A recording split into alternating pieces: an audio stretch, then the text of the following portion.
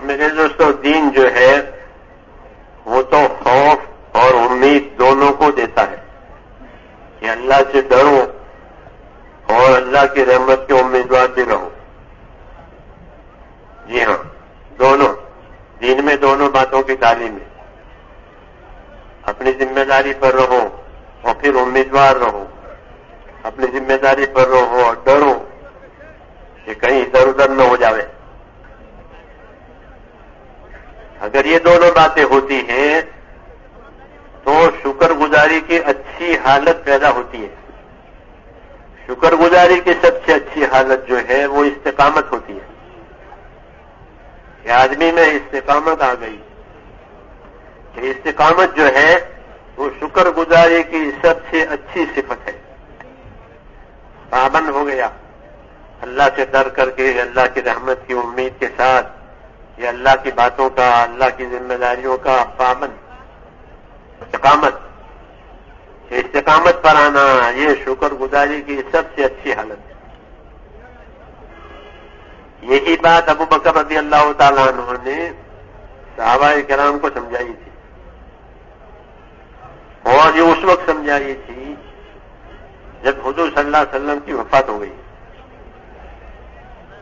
اور صحابہ جو ہے ایک دم پریشان کہ اب کیا ہوگا. بہت بڑا صدمہ امت کے لیے، کہتے ہیں امت کے لیے اس سے بڑا کوئی صدمہ نہیں ہے کہ حضور صلی اللہ علیہ وسلم کی وفات. یہ امت کے لیے سب سے بڑا صدمہ.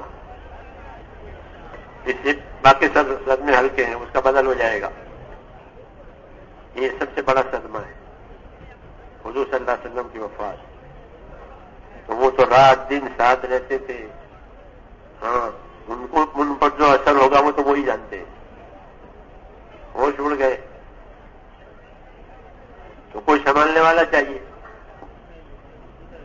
ہاں، کوئی سنبھالنے والا چاہیے، کیونکہ نبی رہبر بھی ہوتا ہے اور حالات میں سنبھال بھی لیتا ہے لوگوں کو، اپنے آدمیوں کو، کہ سنبھل جاوے، جم جاوے. تو سنبھلنے والا چاہیے. تو اللہ تعالیٰ نے حضور صلی اللہ علیہ وسلم کے لیے ایسے ساتھی پیدا کر دیے جو آپ کی جگہ پر رہ کر کے آپ کا کام کریں. تو ابو بکر رضی اللہ تعالیٰ عنہ ان میں سب سے پہلے ہیں کہ آپ کی جگہ پر رہ کر کے اپنے آپ کو بھی دیکھیں اور امت کو بھی سنبھالیں. یہ انہی کا کام تھا کہ وہ آپ کی جگہ پر انہوں نے شام کو سنبھالا، آپ کی بیماری میں نمازیں پڑھائی آپ کی جگہ کھڑے ہو کر. اس لیے ان کے ذمہ تھا کہ وہ امت کو بھی سنبھالیں. تو ابو بکر رضی اللہ تعالیٰ عنہ مسجد میں گئے اور عمر رضی اللہ عنہ تھے. وہ کچھ کہنا چاہتے تھے لوگوں سے کیونکہ وہ بھی جانتے تھے حالات کو. تو ان کو بٹھا دیا کہ بیٹھ جاؤ. تو بیٹھ گئے وہ. پھر یہ کھڑے ہوئے اور بات چیت شروع کی.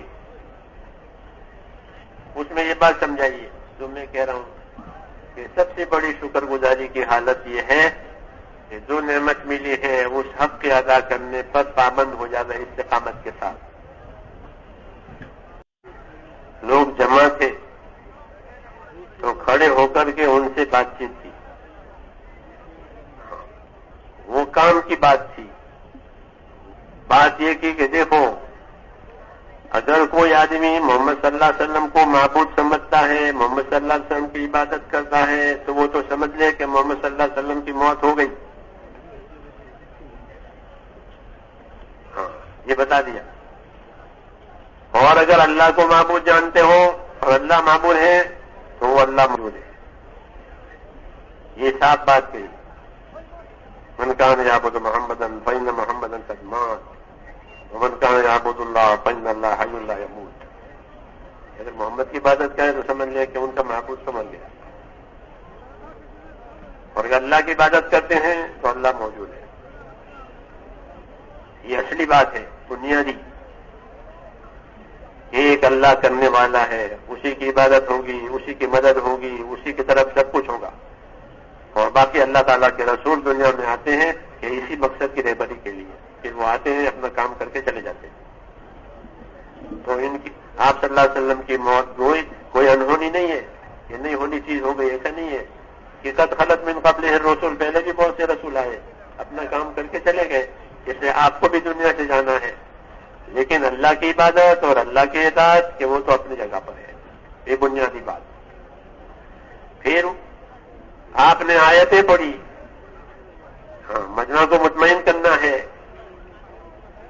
مجمع کو مطمئن کرنا کہ مجمع اصلی چیز لے کر کے جاوے یہاں مسجد میں سے، تو مجمع کو آیتیں پڑھ کے سنائی، یہی اصلی چیز ہے کہ مجمع اصلی چیز لے کر کے جاوے۔ کیا آیتیں پڑھی؟ وما محمد الا رسول قد خلت من قبلہ الرسل افإن مات أو قتل انقلبتم على أعقابكم ومن ينقلب على عقبيه فلن يضر الله شيئا وسيجزي الله الشاكرين۔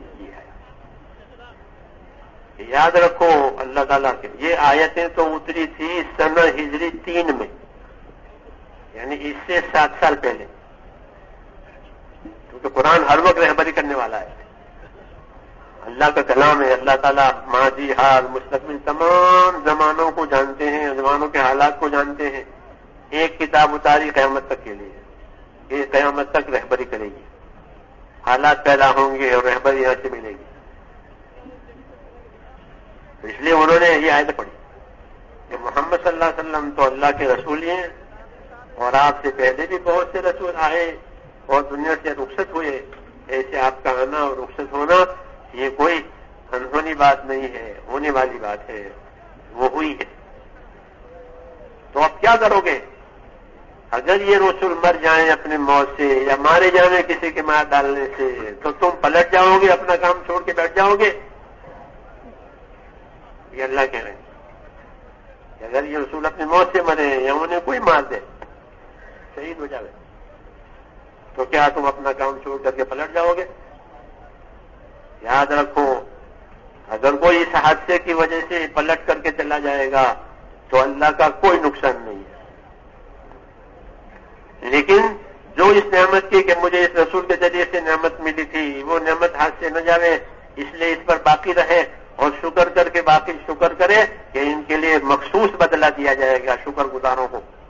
تو قائم رہنے والے شکر گزار ہوتے ہیں، ہاں اپنی ذمہ داریوں پر قائم رہنے والے، امانت داری کے